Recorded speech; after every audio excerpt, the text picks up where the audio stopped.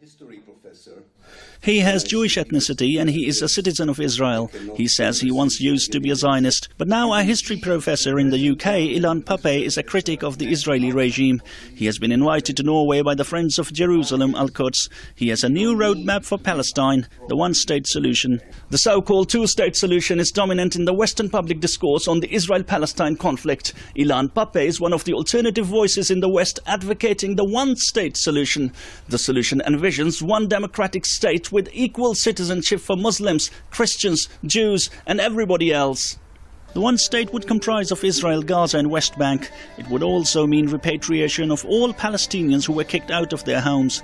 Pappe says what the Israeli regime has done is like settler colonialism. When colonialism is settler colonialism, as it happened in America, in Australia, New Zealand and South Africa, then the colonialist wants to become the indigenous.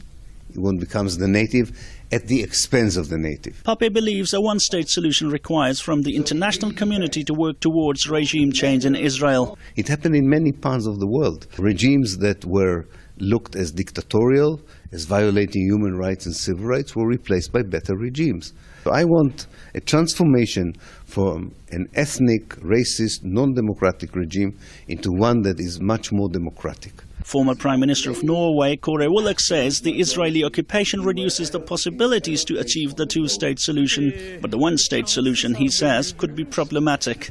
A one-state solution would be terribly problematic. I would not say impossible, but in the middle or long run that would become an Arab state. I do hope that Arabs will be sufficiently tolerant to administer a one state with room for the Jews.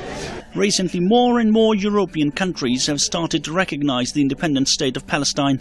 This makes a one-state solution seem even harder to achieve.